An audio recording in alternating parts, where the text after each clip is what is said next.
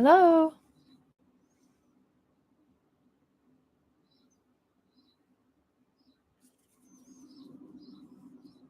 Hi.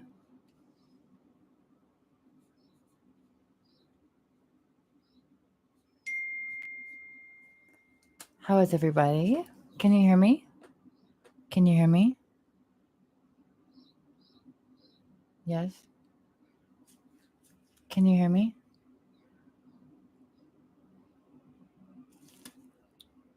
You can hear me. Okay. Hello. It's been a minute. I have been running around like a chicken with my head cut off for the past month, but I'm finally back home at my house, and I wanted to go live because I haven't talked to you guys in a while.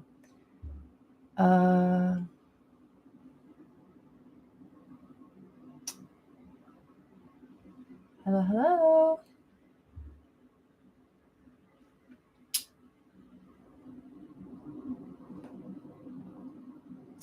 I was in Toronto. I was busy. I've been very busy. Just doing my thing, doing what I do best. But yeah, so I actually have a lot of work to do today that I have to get done. But beforehand, I wanted to come on here because I was bored and needed to take a break. But real quick, let me make sure there's nothing going on in the background of this video that I don't want you guys to see. I don't believe so. I think we're good.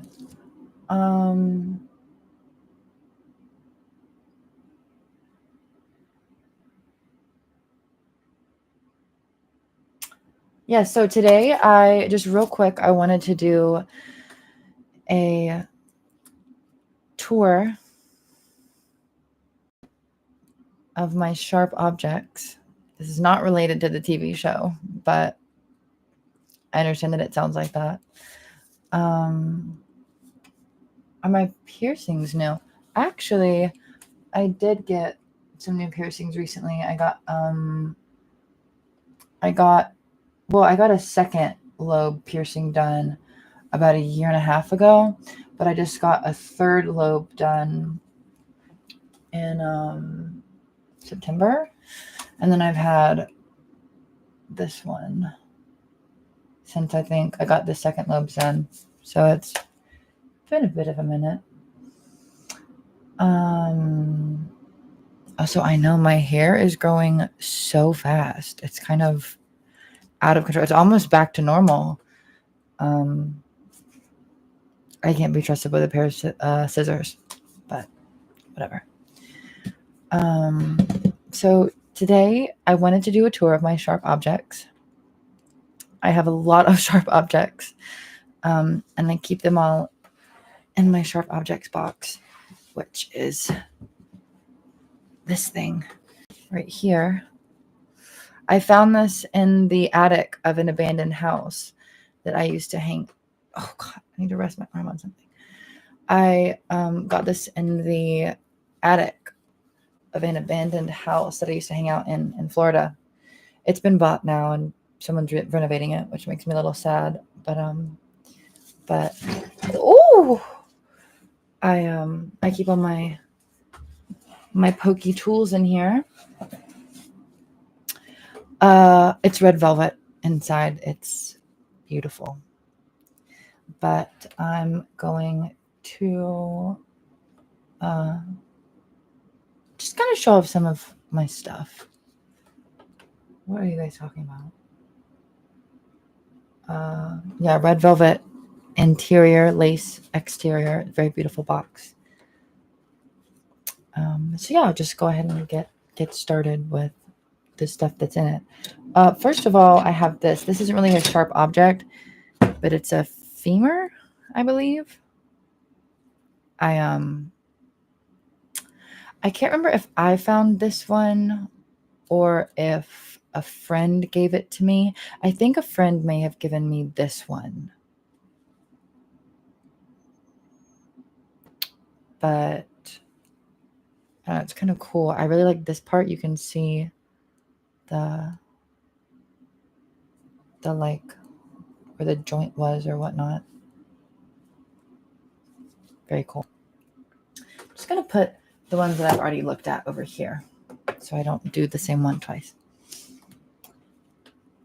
Animal or human? I don't know. I'm not an anthropologist, so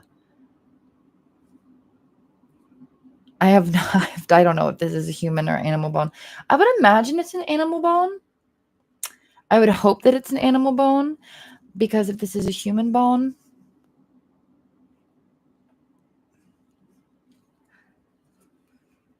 I don't really want to go to jail, but whatever.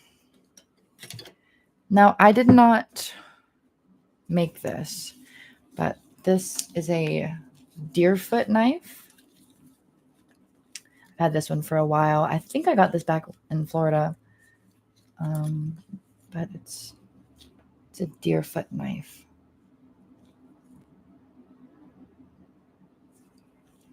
It's very cool, shiny.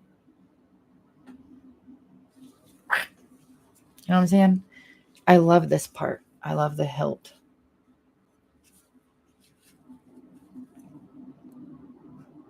I don't know what that was. I like that. Such a cute little deerfoot.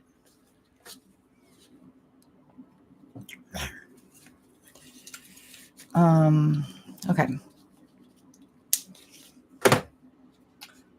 Sorry.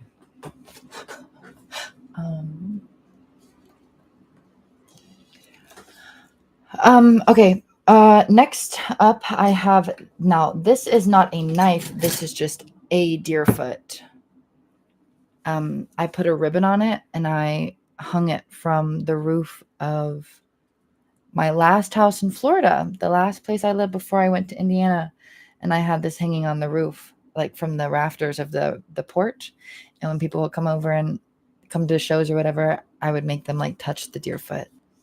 But yeah, this red ribbon is actually a shoelace from a pair of 10-inch pleasers that I bought back in 2017 that I just kept for forever. I told myself I was going to do something with it, held on to it for 4 years, and this wound up being what I did with it. But yeah, this is a deerfoot. I found this under a bridge at the Munson Slough in Tallahassee by the airport. I used to hang out there all the time, especially during COVID. I would just hang out under the bridge and walk around. It's one of my favorite places in Tallahassee to kick it at. But yeah, this deerfoot was just like waiting for me in a little patch of grass. It was beautiful. It was perfect. It kind of smells like taco seasoning now. It used to smell really bad, but yeah, it's a dead deerfoot, so of course it does. Oh no! I crushed my nettles. Sorry, not my nettles, my thistles. I had a thistle leaf from Alabama in here, but it has broken. And it looks like, I can't tell if that's mold or if that's a spider web. I don't know. I'm going to put it back down. But yeah, thistles grew all up in my yard in Alabama. So I just do one.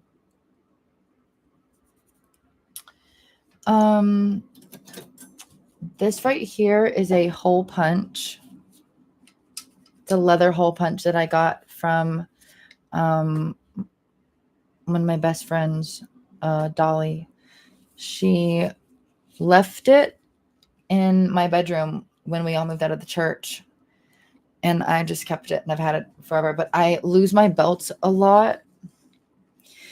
So I always have to do adjustments to the new ones when I buy them. So this is actually really come in handy. But yeah, it's to punch holes. And I think it kind of looks like a monster.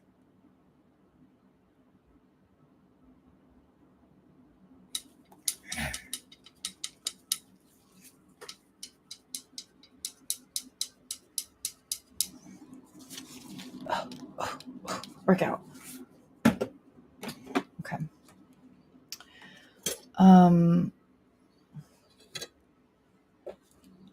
Now, I think this is a screw starter.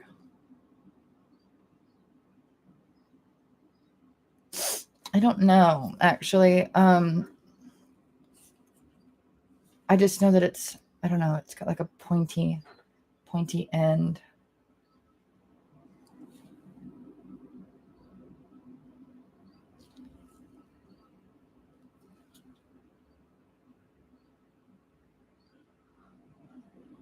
And it's got like ridges on it, you can see. So I don't actually know what it's for, but I think it's really cool.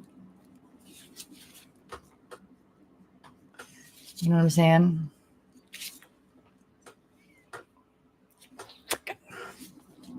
Okay. I have this fork.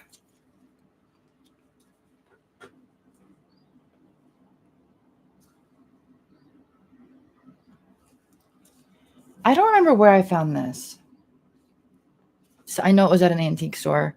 I don't know which one, but ouch, itchy. Yeah, I love my fork. I love my fork so much, big time. Now, I do know where I found this. This I found at Pioneer Village in Alabama. I have no idea what this is. It's got this interesting coal at the bottom that kind of reminds me of like a honeycomb thing, like you would see in the Honey Nut Cheerios. You know what I'm talking about? The thing that they use for honey. I left the tag on it. It came from Pioneer Village, which part of it did burn down last year, which is a very big tear, but then it has this hook at the end. But the hook is, it rattles. The hook is not very sharp, so I'd have to sharpen it, which I could technically do because I do have the tools for that. I don't know what that is. Here's one of my favorite things that I have is a rasp. I have a huge rasp, and I use this to sharpen my other tools. I use it to sharpen my ice picks, my awls. I use it to just anything that needs to be sharpened. I use this to sharpen. I just like that. Would I get rid of the rust? Oh, I would never get rid of the rust. I love them exactly as they are. I love things that are weathered. I don't necessarily like things that are,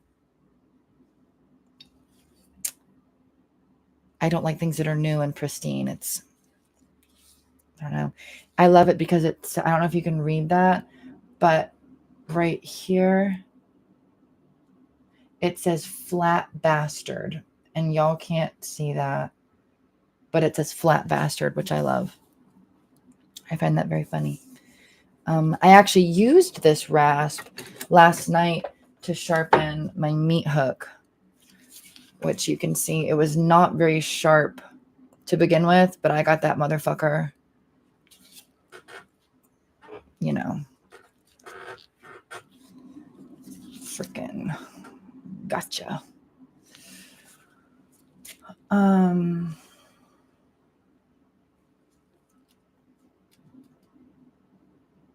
Oh, you guys like my Switch carrying case? I left work early and went and sat at Walmart and talked to a bunch of old dudes who were in line for like 4 hours waiting for midnight so I could get that. I was second in line, and got the special edition. Ooh, there's tape on here. Let me get that off. I have this little knife that I found in Pioneer Village. I'm about to cut myself, y'all. Watch this. I'm about to cut myself on camera. Oh, nope, sure didn't.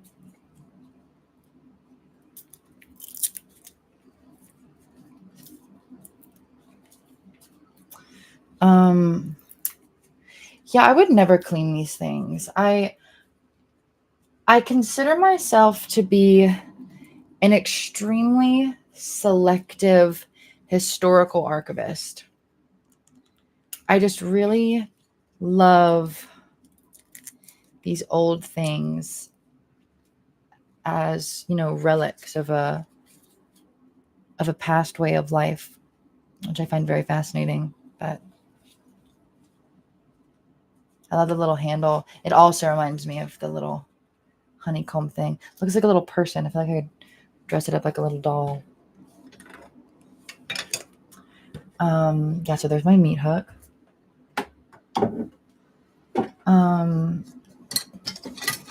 I have this thing. It looks like just like a drill bit. It's pretty cool. I really like it. I like the tip. So YouTube Live is the camera's reversed. So like if I go this way, I'm actually going that way. Which is like confusing to me. But yeah, it's like Avada Kedavra. I love a very long, like slender, but heavy and strong tool.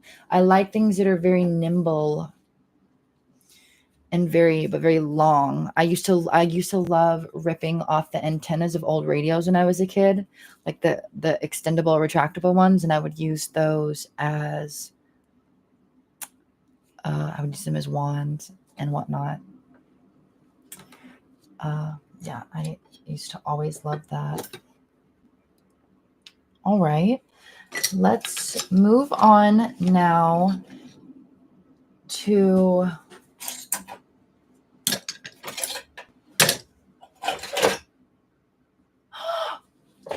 what the heck?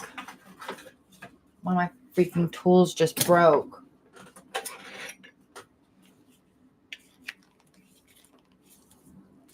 All right. Anyways. Okay, so next we'll go to my awls. I do have a lot of them, so I'm gonna have to try to grab them all with one hand. Okay. I have a lot of them. I love awls. Wait, let me read. I'm not really into arrowheads.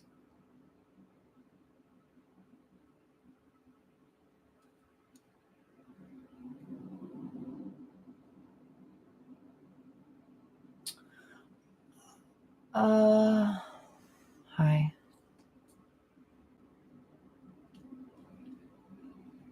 The eclipse was very magical. It made me cry. It was so fantastic. I actually got this cross. This cross was actually this cross, but I broke this necklace. But I kept the cross because I'd had that necklace for like 4 years. And then I had a little earring thing. So I just put the cross on that and put it in my ear. So it's from the same lady that makes these. I get them from some lady on Etsy.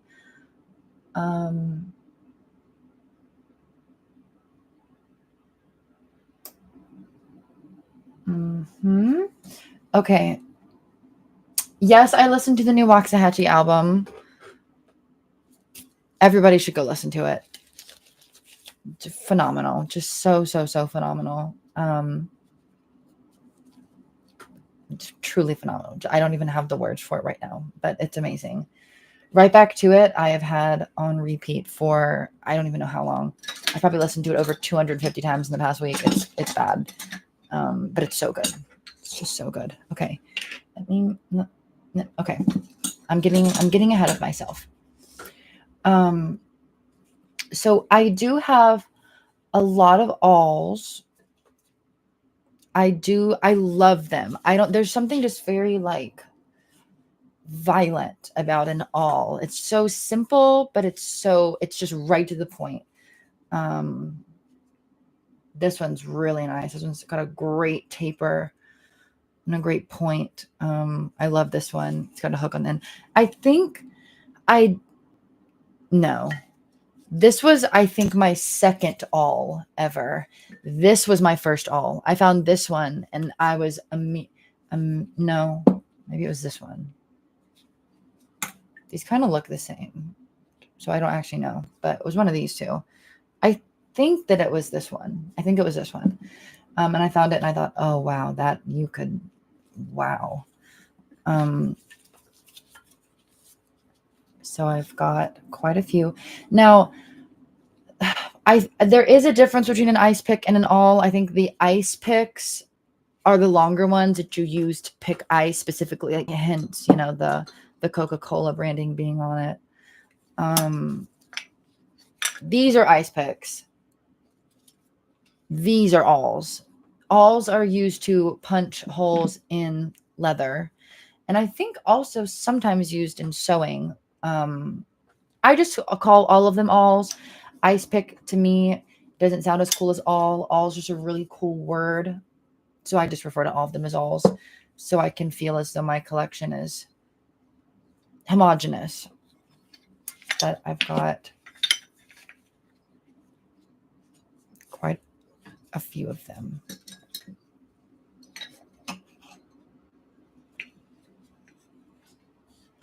And this is not all of them, but I have so many at this point that I've just started to hide them around my house in like drawers and stuff. So there's a lot of them. This one is my favorite one. This one was a bulbous handle. It was shaped like a light bulb, which I hated that. It was not slim. It was not sleek. It was not streamlined. I didn't like it. So I whittled and carved it down into the shape of a cross. And I think I'm going to dip it in some stain. I don't like this unfinished, untreated wood look. I just haven't gotten to Home Depot to buy some stain yet, but at some point. But you know what I'm saying? Just like that. Woo! Yep, love that. So now I'll do quickly a demonstration of how I sharpen my awls. I usually just sit here like this one. This one could be sharpened. I'll put on a movie and then I'll sit there and I'll just wait. So this is what it looks like before. You can see it's kind of dull, not super crazy or anything.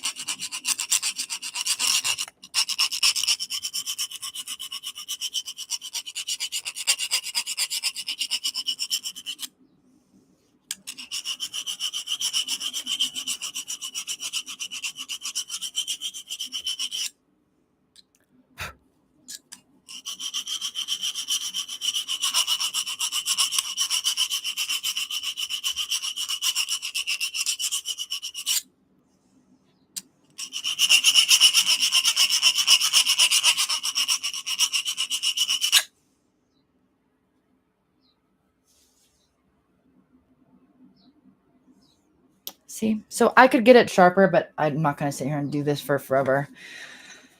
Probably bore you guys. Yeah, lots of awls, lots of great awls. I used to be into collecting scissors. Scissors used to be my thing. I'm not as into them as I was before. I just don't really find them that interesting anymore. I mean, I do find them interesting. This is my favorite pair of scissors that I have.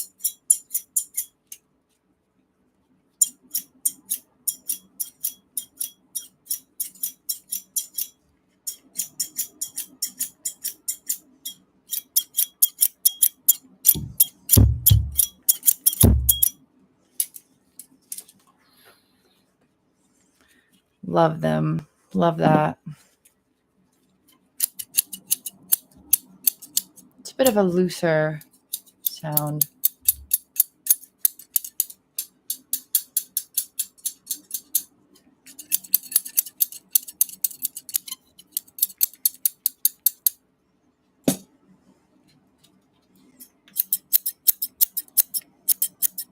That's a good one.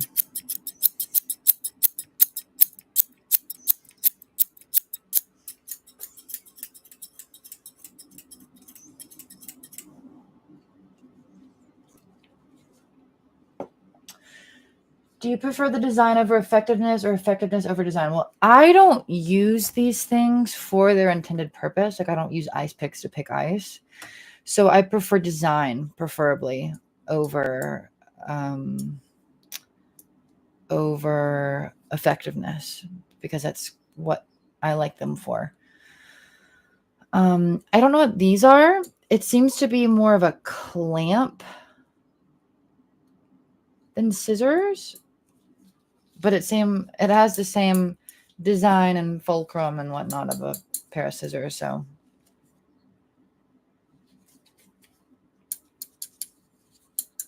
you know, it's a pair of fucking scissors.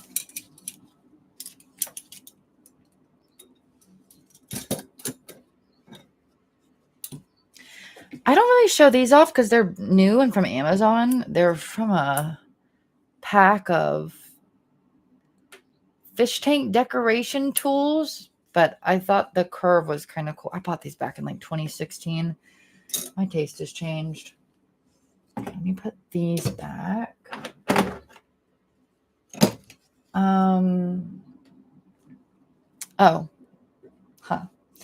So my favorite tool that I have in my collection. This is my favorite object that I own. It is my favorite thing. I don't remember where I found it. I believe that I found this at Pioneer Village.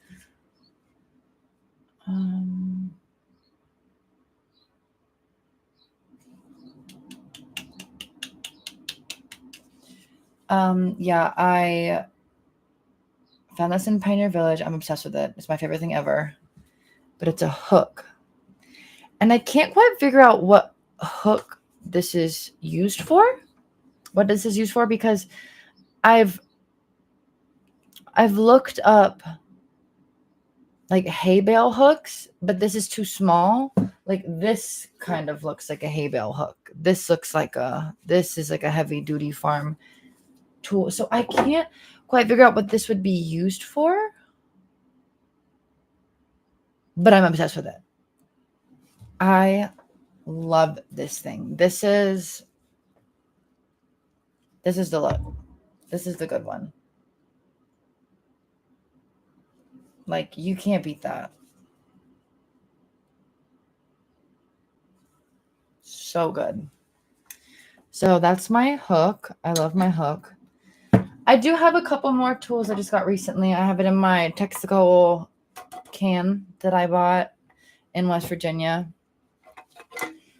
Excels all car manufacturers' service requirements. This extra heavy-duty motor oil prolongs engine's life by preventing rust, corrosion, and wear.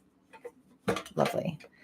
So I have this screw starter, which you push it into something like that, and it has some kind of a cold mechanism that makes it like twist, and you push it and it starts the screw, so you can kind of get a hole started for put your screw in easier.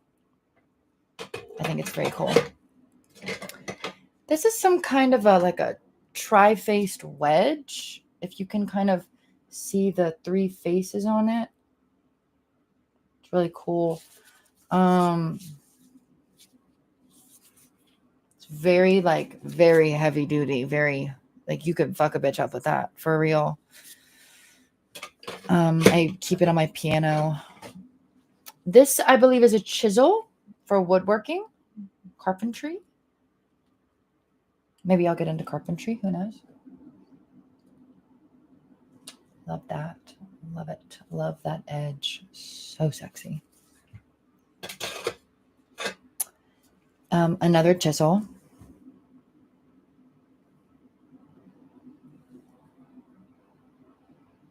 Very cool. And then this weird little doohickey.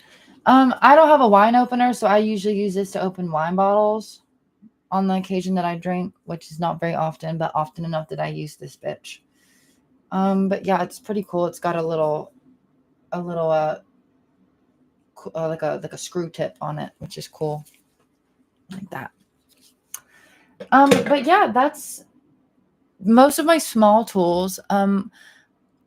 I do have some that are nailed to the wall that I don't want to take down, but then all my other tools are big, you know, my scythes and my sickles and my whatnot, my crowbars and everything. But yeah, that's pretty much all of them. I've always wanted to do a video showcasing them. But I didn't feel like sitting down and editing a whole video or whatever. Oh my God. A little thistle leaf has attached itself to me. Okay, now I will read what you guys are saying.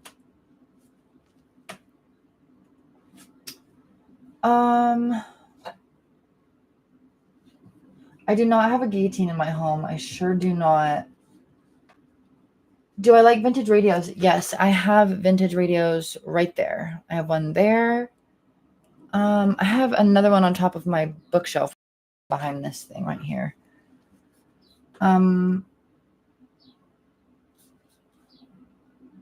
What does my room smell like? Currently, it smells like white sage incense. Whoa.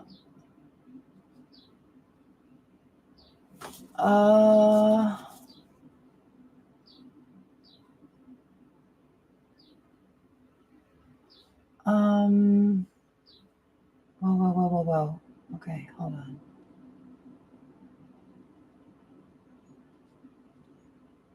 I do own a pump organ. It's in my living room. I just got it a month or two ago. I love it.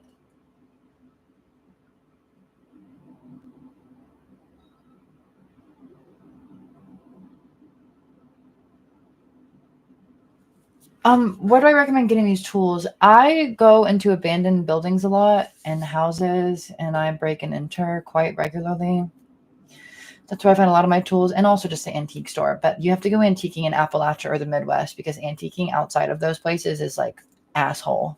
You're not going to find anything. I think that white women have conflated the words antique with boutique, and the rest is history. And I have beef with them.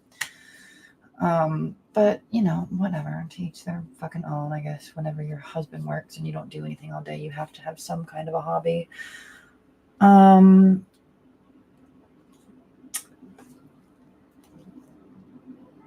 My Music Vegan Invincible is really cool. I watched that show. I started watching it about a year ago. I never finished it, but so funny that Televangelism made it in. My team tells me whenever my songs get like licensed and stuff for movies and TV, but I never really listen. I'm a bad listener. So whenever it shows up, I'm like, what the fuck? And so it happened whenever that Family Tree intro got put in Chucky. I was like, oh my God, this is so funny. And they were like, we told you about this 2 months ago. I think is very funny. I'm just kind of, you know, cuckoo. I don't quite listen.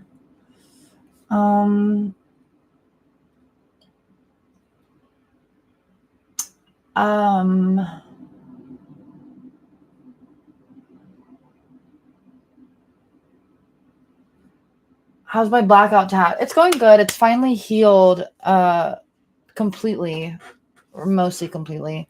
So I'm going to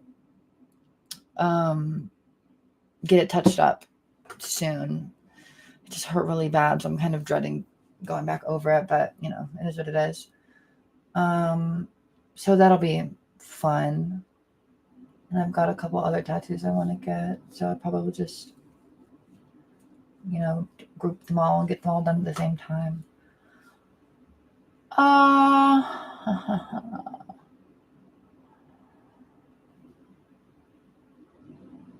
Is it a movie? That's a movie collection in the background. No, right there. That's movies, DVDs, and video games. My books are there. and over there. You just can't see them right now. How's music writing been going? Music writing has been going great. I honestly had a really bad struggle with writer's block for a hot minute, pretty much all through last fall, through the winter. But I'm finally coming back out of it. I took a trip to Florida for my birthday, and it really kind of reinvigorated me and brought me back to feeling how I felt when I first started making music, and kind of made me fall back in love with why I started making music. And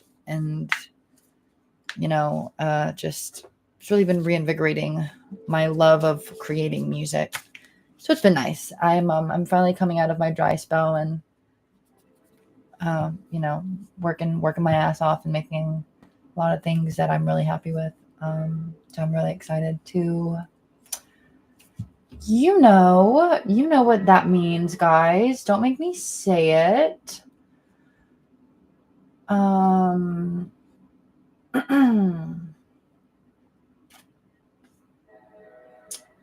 This is not a Skims bra. This is a pink bra that I got at the mall. My best friend came to visit, and she had one and said she loved it. So I've always been very free the nipple. I've never worn a bra in my life. And I was like, fuck it. It'll be fun. Why not? Cage the nipple.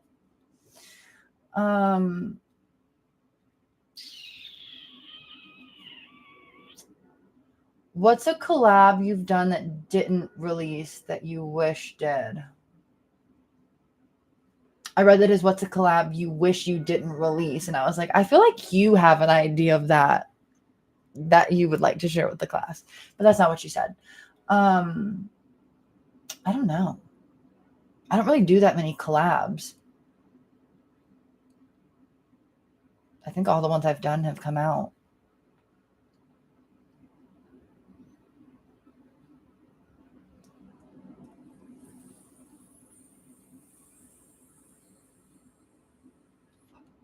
Any updates on the Preacher's Daughter book? Writing a book takes a long time. I've got a lot of stuff I'm doing right now. But yeah, I'm just kind of whenever things are meant to happen, they will happen. I am a very, very patient person, and I will create things as time allows and when I feel led to create those things. I don't want to put out a half-assed book. I've never written a book before, but I'm also very neurotic and I can't have somebody else write it for me. So I've just been writing and scrapping and writing and scrapping and reading and writing and scrapping and just trying to kind of hone my writing style and whatnot. And I'm sure it will be a good long while before that book comes out. But I like to give things plenty of room to breathe and really foster a healthy creative environment, because I never want to feel like I'm creating because I have to. I always want to feel like I'm creating because I want to, because I think that yields the best results. So yeah, I don't know. Book, movie, all that shit. It is my highest goal. That's the way that I work. I set if I could have anything I wanted, if money and time was no object, I aim as high as I can go and I work towards it. And if I, die or lose a limb or something that hinders me from doing it before then, well, I had a good run, but that will be the kind of mountain on the horizon that I'm always going for. So who knows? I might be 50 before all this shit's done. I literally have no idea. But I don't know. I'm just having fun and working on it in the meantime. So yeah, it'll come at some point. But it's always on the horizon for me. So it's always in the back of my mind. So one of these days, but I'm really excited. I can't wait. Do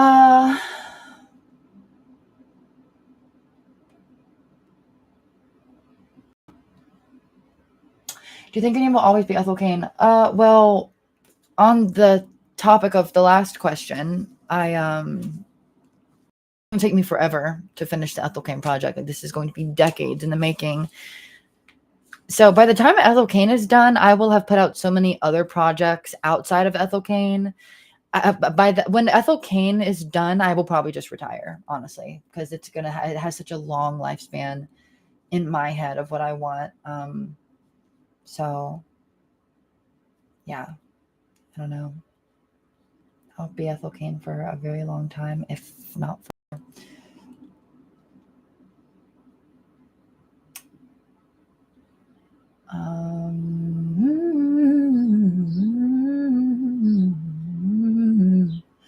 Any music genres you've been wanting to try? I want to try a lot of genres. There's a lot of good music out there.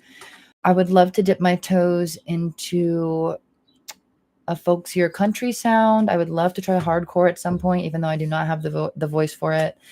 I do want to try. I do want to try. I do want to put out like a straight up ambient album, like as a little side project, just a fully, completely ambient project. I think it'd be really fun. I want to do rap at some point. I think it would be really fun to try doing a rap song. So I don't know, like there's so much good music, so many avenues of good music that I'm inspired by, that I draw from when making my project. So I think it would be really fun to try all of them. But hopefully I'm alive for a long time, so I could very well dip my toes into all of them at some point.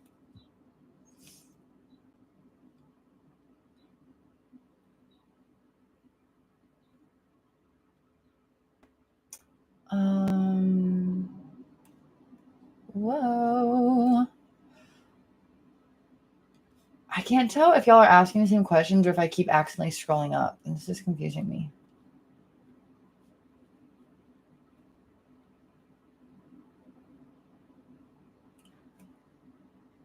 Have you ever been interested in the left-hand path or occultism? Not really. Occultism doesn't really appeal to me. I can see why it would appeal to others. But I don't really pay too much attention to any one thing to really get invested in it. I feel like life is a big antique store and I'm walking around and I'm like, oh, that's cool. Oh, that's cool. But I never stop and linger on something. Occultism doesn't really, I don't know. Maybe if I believed in it more, I would be like, yeah, I'm going to go full send edgelord and I'm going to summon a demon and like kill a bunch of people or something. But, to sell my soul to the devil and get superpowers, or like, I don't even actually know what occultism is. But I love dark stuff. I love, love, love dark stuff, but I do want to be happy. And I do want to fill my life with lightness and love and positivity and sunshine. So I try not to do that. I love when other people do dark stuff, but I just can't. There's a thing about darkness in Florida I'm from the Sunshine State. Like Florida is berated and barraged with pervasive sunlight. It is always bright. It's always beautiful. It's lush. It's green. So the darkness in Florida is beautiful. I think there's such a horror and eeriness that lies in this kind of sickly beauty of Florida. And that's why, I really love dark visuals and dark, scary things and topics and images.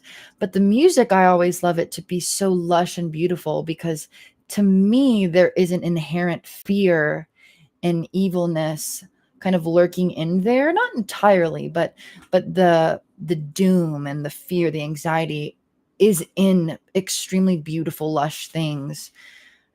And I think that's just a correlation that I have from growing up in Florida, because there's really not like a lot of doom and gloom in Florida. We don't get snow, the trees don't die, there's no barren winter landscapes. It's a perpetual, endless, beautiful, hot summer forever.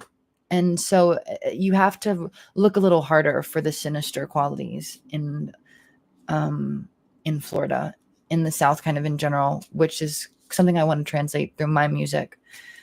I don't think I could ever just do a straight up like doomy death metal, big heavy goth record, because I've tried it before it just doesn't work. It doesn't translate. I don't have the wellspring for that.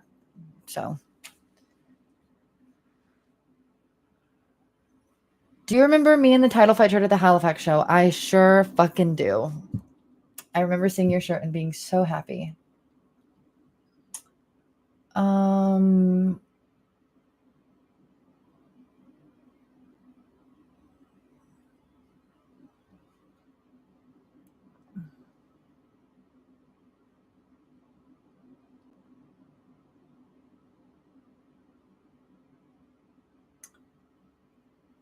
Do you have a ritual that you do before writing music or for your book?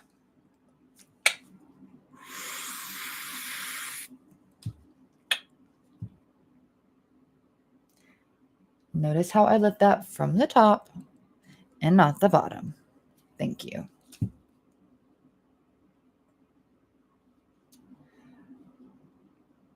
I clarify that because there have been times when I'll have like a breakout and I don't really wear makeup. So when I have a breakout, I'm just like, I have acne and I don't cover it up. And I've seen people be like, is she on meth? Is she doing meth? I'm like, no, I just have really sunken in eyes and I have bad acne. So, but I do understand, maybe where the confusion comes from. I do not have a bong. I have very sensitive lungs. I have to smoke like a little bitty piper one hitter or like a joint. I can't do bongs. I hit a bong once when I was 20 and I thought that it killed me. It's awful. Are you removing your tattoos? No, I am never removing my tattoos. Well, actually, I say never, but I change my mind all the time. But currently, I do not want to remove my tattoos. I love my tattoos. There was a moment where I had so few that I thought, okay, I could still get these lasered and kind of have virgin skin. But then I kept tattooing myself. So at this point, it's like, I'm going to be tatted. So I'm never going to remove those.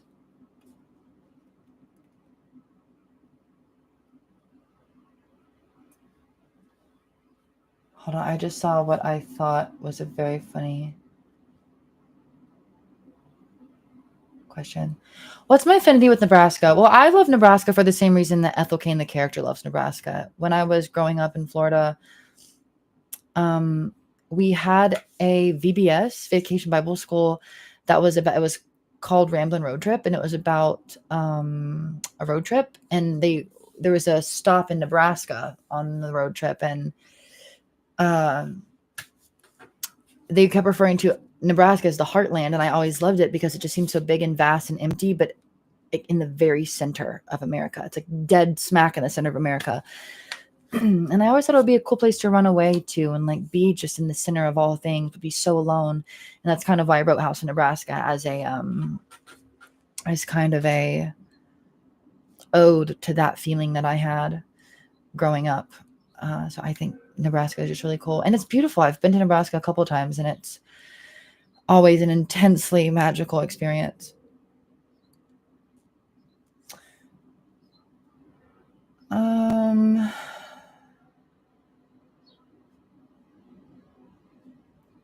Favorite yaoi couple? Probably. I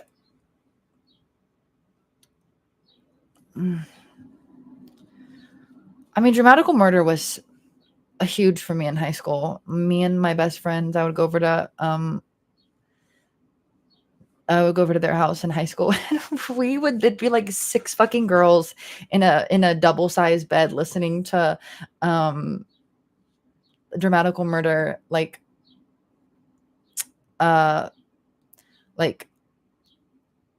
M-rated whatever, like audios, like the sex audios, and we would all be like, oh my god, so funny. I always loved Noise, and I always loved Mink. Those were always my favorite pairings. But Clear and oh fuck, who's the other guy? I always forget him. The guy with the long hair. I don't remember. I never really loved him too much. They're all so hot though. Yowie. Can you emphasize more on the proximity to God video? I think I will. I would love to do a long form ramble video about that, because that was fun. I was thinking about that video the other day, and I was showing a friend of mine the diagram last night.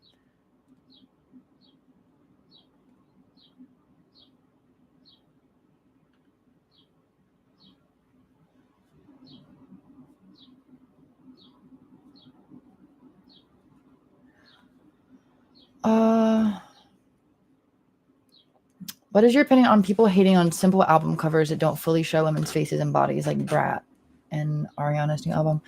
I think it's stupid. Like if you're using Brat by Charlie as an example, is she not on every other one of her artworks? Can she do something else? I think that, I mean, it's kind of just a pop machine though, I guess, pop. And this is one of the reasons that I've always avoided the pop sphere. I love pop music, but I always wanted to avoid the pop treatment because I see the way that women get treated in pop music.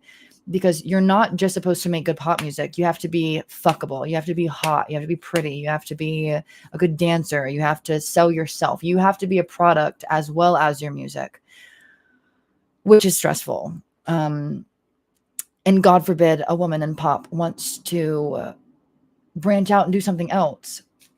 Whenever you give people a taste of pop or something that they love, they're like hooked on it and they want it all the time. And they want the same thing, but they want it in a new way, but it has to be the same thing, basically.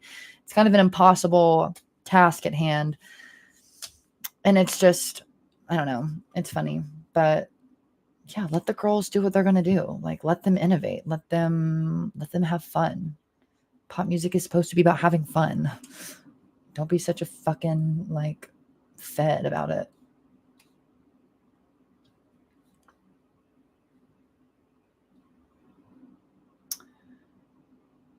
Do you think it's ever too late to start creating? No. As long as you're living and breathing, you are ingesting things. You are ingesting the life around you, your experiences, and you can recontextualize them into something that means something to you and put it back out. Anybody can make art. I've always said that. Some people might make art that is more meaningful and to others, not more meaningful, but more meaningful to others, to more people. Some people might go far and wide with their art. Some art might be more technically complex and be more interesting or more appealing to the masses or whatever, but all art is valid. If something elicits a response in you that you enjoy, whether it's good or bad, if something elicits a response in you that you enjoy feeling and you get something out of it, then that's art. And it's good art because you appreciate it. Art is extremely subjective. And I talk shit about some art all the time. I am no stranger to talking shit about art and being like, that's not art. Like, what the fuck are you talking about? But if it does something for somebody, it's art. And nobody has enough jurisdiction to talk shit about it. So,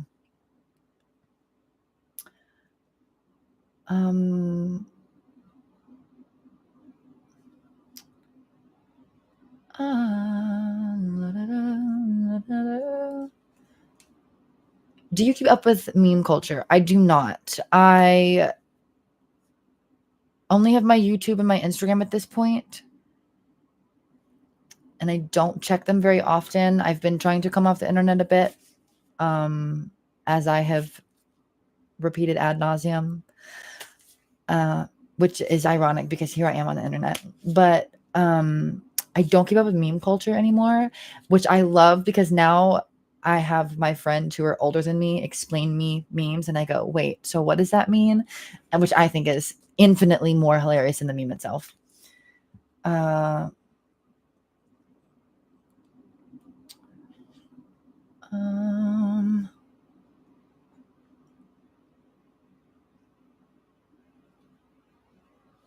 What do you think about, where is that question? Hold on. What are your thoughts on album covers that don't resonate with the album itself?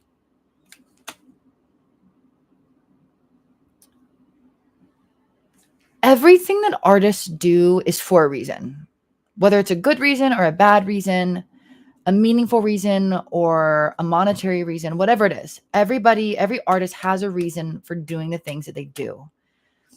So I don't think any album cover does not resonate with its record. If the people consuming the record don't pick up on the correlation, that's fine. Maybe they're not meant to, but I can guarantee you there is a correlation because the artist did it for a reason. even if that's a nonsensical reason, they did it for a reason. So I don't think any album art doesn't resonate with the record. And oftentimes if I see a record with an album cover that doesn't match the vibe of the album, in my opinion, I always try to, it makes me think maybe there's something I'm not picking up on here. So maybe I need to do another lap and really try to figure out and pair the visuals to the music. Do I... Oh, and it's gone. I cannot read these. They keep jumping around. Skull Kid Son or Midna Daughter? Skull Kid Son across the fucking board. Skull Kid Son. Skull Kid, listen, I used to tweet about Skull Kid being in Hyrule Warriors for probably like 2 years. Like from the day that game came out, I was posting about it. And then like 2 years go by and they added him. And I said, I've prayed for this. I have waited for this. I've asked for this. I am so used to giving and now I get to receive. I love Skull Kid. That's my baby. For real.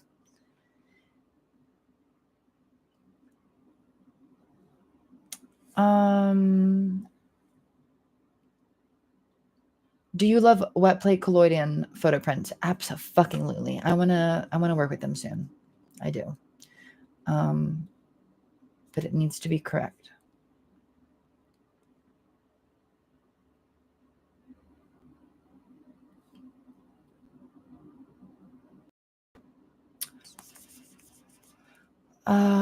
Do you like experimental ambient like Aphex Twin? I'm not too much Aphex Twin. I do have number 3 on my phone.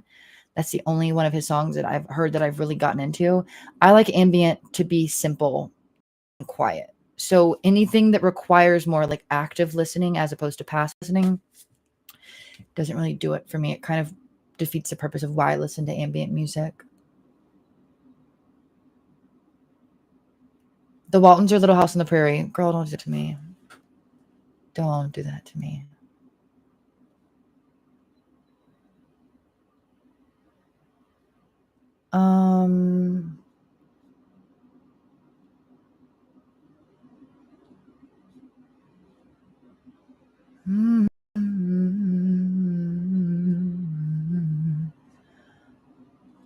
X or Pearl? X all the way.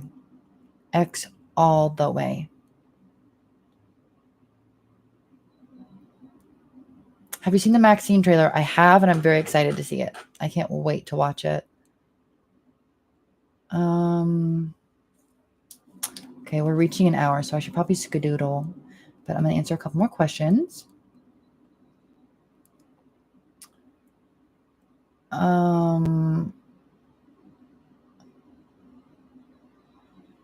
Have you ever been an exotic dancer? No, I cannot dance to save my fucking life. I dance like Tina from Bob's Burgers. Why did you choose Strangers to end the album rather than Sunbleached Flies? Sunbleached Flies is the end of the record in the same way that American Teenager is the beginning of the record. Family Tree intro and Strangers are opening and closing credits. Sunbleached Flies is the penultimate grand finale of the record. You know, when the big moment happens. And then Strangers is kind of like when the credits start rolling and it says, Ethel Cain was found by the police. Her mother, blah, blah, blah, blah, blah. Like, you know, like at the end of like what? Fucking Legally Blonde or something. Family Tree intro and Strangers are in caps. American Tradition. American Teenager and Sunbleached Flies are the narrative end caps. While Strangers and Family Tree intros are more thematic end caps, and they kind of wrap up the story. But Sunbleached Flies is kind of the end of the story. Thoughts on King Woman? That's my baby. I love Chris with all of my heart, and we are going to get married one day.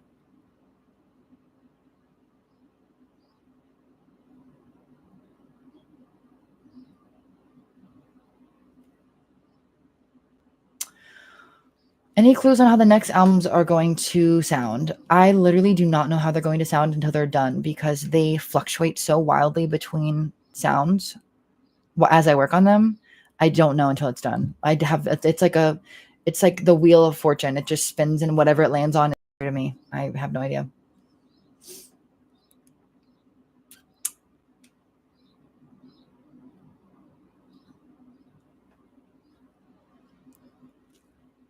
Will Waco be on the next album?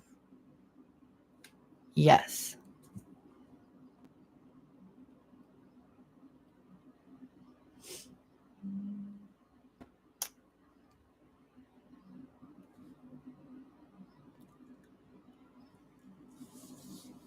Emma Crellin daughter or Patrick Bates son?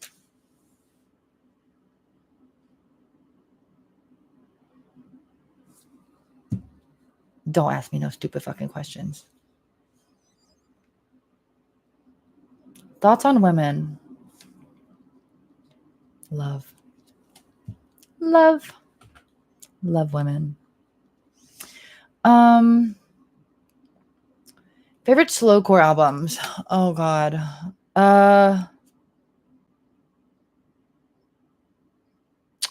Angel showed me Things We Lost in the Fire by Low recently, which I really love. I love Ghost of the Highway by Sun Kill Moon. If you can call that slowcore, I don't actually think that you can. Maybe you can. I don't know. Whatever. Slowcore is kind of difficult to pin down. Yeah. I don't know. I'd have to. I mean, anything by Duster, of course. I don't know.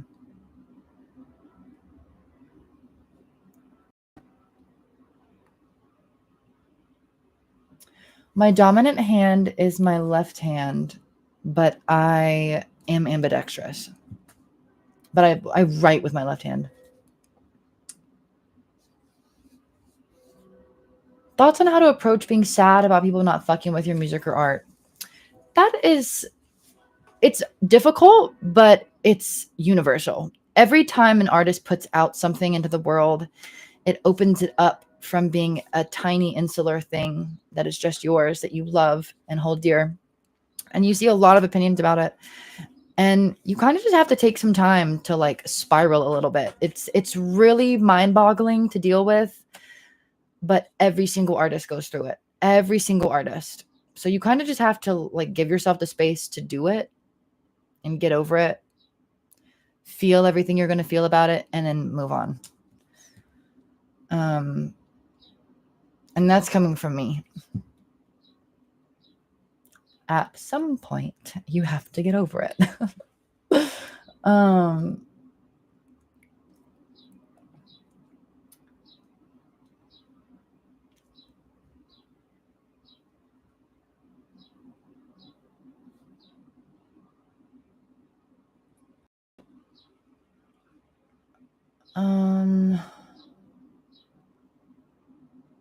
Do you ever not like your art after you put out in the world? Only time I don't like my art after I put out in the world is if it's just kind of like I could do better now. Like I could do it better. But that's always. You're always learning and growing. So you can always do what you did.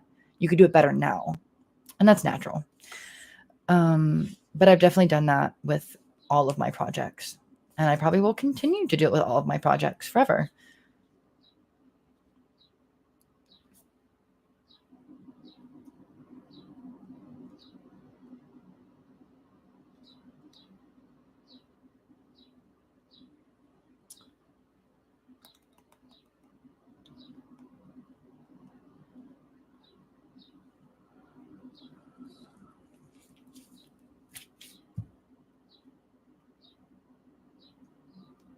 I'm going to do 3 more questions.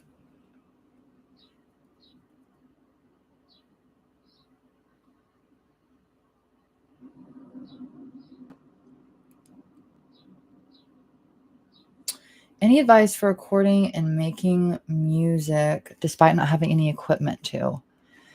When I first started making music, I had an old MacBook and those little like iPod head like earbuds that they give you with the microphone. I recorded my first 2 projects with that, and then recorded everything after that up until Inbred with a microphone that I got on Amazon for like $60. And I used GarageBand until I eventually wound up moving on to a cracked version of Logic that I got off the internet. You don't need a lot of tools to make good music. It helps tremendously. But when you're starting out, you can make sound. I had a friend who produced an entire project of hers in high school in Audacity. Like, you just kind of have to start small and just work with what you have. And if you love what you do, and if you love the music and you have a passion for it, like, it will find a way to make its way into the world. So yeah, you just kind of have to go for it. You have to go for it and just start making stuff. And the thing about making stuff is, if you don't like what you made, you can make something else. So if you thought that what you just did was bad, do another one and do it better. And just keep doing that. That's how I got here. You kind of just have to put aside your ego and be willing to be very bad at something for a very long time. But you have to do it if you love it. If you love it, you have to do it. So that's literally the only advice that I know to say.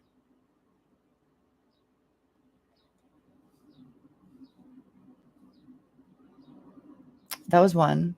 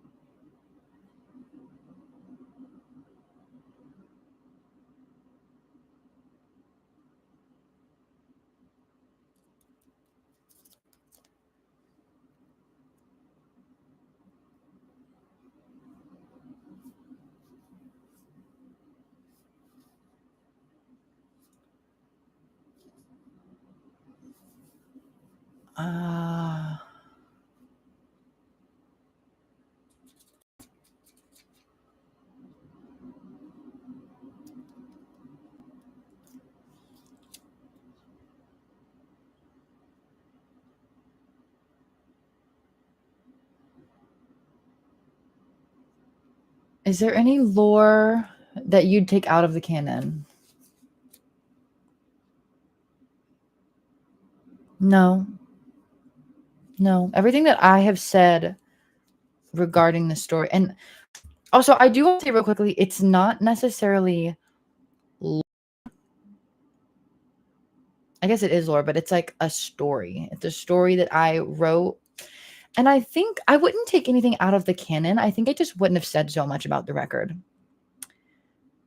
I think I should have maybe waited to write the book and just not have mentioned the story so publicly, because a lot of it was told through Tumblr asks and genius annotations and in interviews. It's very pieced together, and I think that has led to a lot of telephoning with the story. I've seen some crazy theories about Preacher's Daughter on the internet over the past 2 years.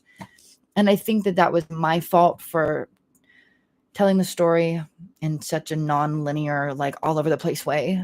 So I think I've just I don't take back any of the lore, but now that I can see how it's gotten a bit jumbled, I think I'm just going to not talk anymore about it until I can write the book and really tell the story front to back correctly, so people have like a canon source to read from and say, oh, of course, I see now. So that's kind of what, yeah, that's where I'm at with that.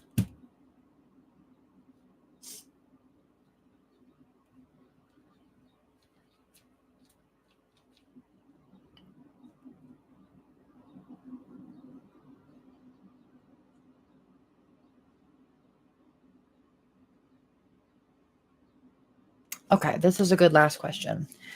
Do you enjoy the parts of the album that aren't to do with making music, like album art, music videos, or promotion? I love all of it. That's why I do all of it. I hate it, but I love it. It's exhausting, but like it's more work for me to do and my team to do. It's because I still have a very, very tiny team like I've had since I started. And it's a lot of work for us to do, but I love to be able to be in control of the tiny details. I'm very, very grateful for my team. I'm very, very grateful for each and every one of them and all of their hard work and their efforts. And it is very exhausting for us to have to do things that we could just as easily outsource.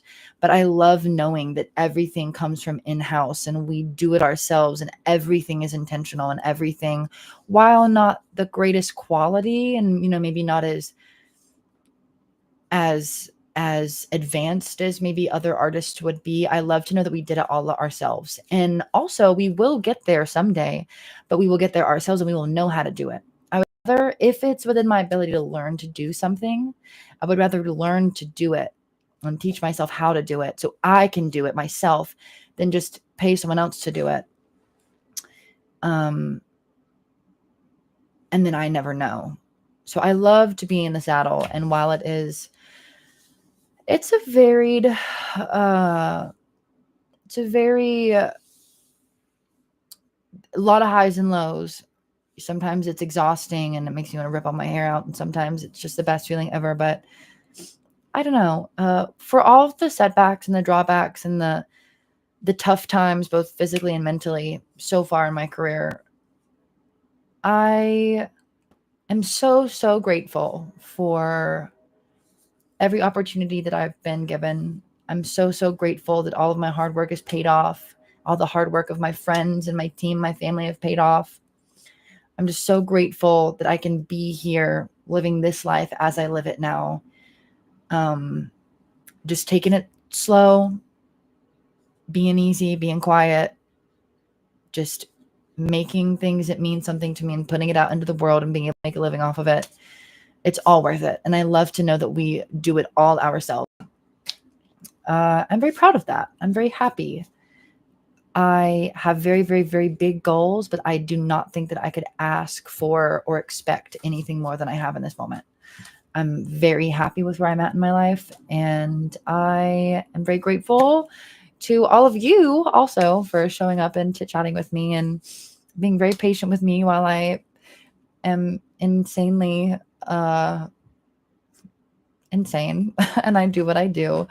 But yeah, I really appreciate all you guys' enthusiasm and adore y'all so much. And I'm very excited to put out, new stuff. Not too long,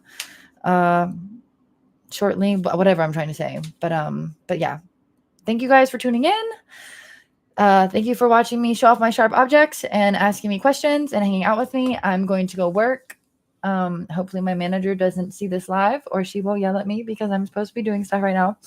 But yeah, thanks for hanging out. Love you all so much. And until next time. Bye guys.